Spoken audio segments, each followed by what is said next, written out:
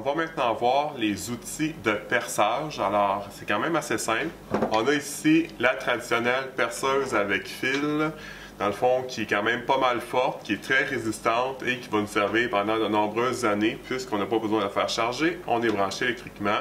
Donc, on a bien sûr le levier ici, on appuie et on est capable de faire tourner la perceuse. Donc, toujours s'assurer, petit conseil pratique, là, que la perceuse là, tourne dans le sens horaire pour percer, puisque parfois il y a des personnes qui le mettent anti-horaire pour, dans le fond, reculer, et ils oublient de la remettre dans le sens horaire, et ça ne percera pas ou percera vraiment pas bien.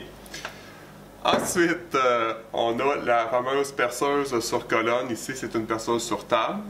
Donc, cette machine-là, la particularité qu'elle a, c'est qu'elle va vraiment percer le morceau de manière vraiment parfaitement verticale et tout en douceur. Donc, c'est vraiment la stabilité même pour cette perceuse.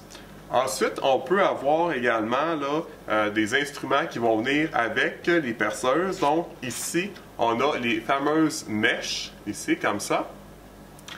Et on a ici, qu'est-ce qu'on appelle les forets.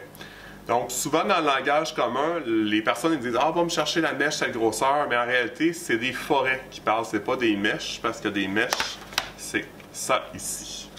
Ensuite, on peut également avoir qu'est-ce qu'on appelle un foret en porte-pièce, ici, qui sert à faire des trous parfaitement ronds.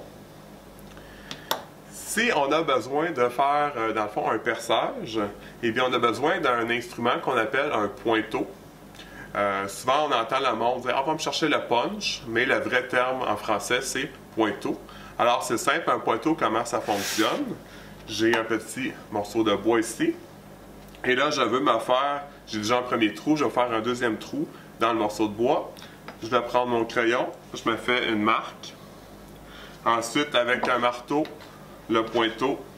Dans le fond, je vais venir installer le pointeau sur ma marque. Je donne un bon coup. Et là, ça va faire un mini-trou où est-ce que je vais pouvoir là, placer mon forêt au bon endroit, de manière à percer exactement où est-ce que je le désire. Alors, par la suite, je peux coincer dans l'étau. Je prends ma perceuse, une main ici, l'autre main ici. Je m'accote, je m'assure que je suis parfaitement droit et j'appuie. Et voilà, donc le trou est fait. C'est ce qui complète notre vidéo sur les outils de perçage. Alors, je vous invite à aller consulter les autres vidéos pour en connaître plus sur les outils d'atelier. Merci!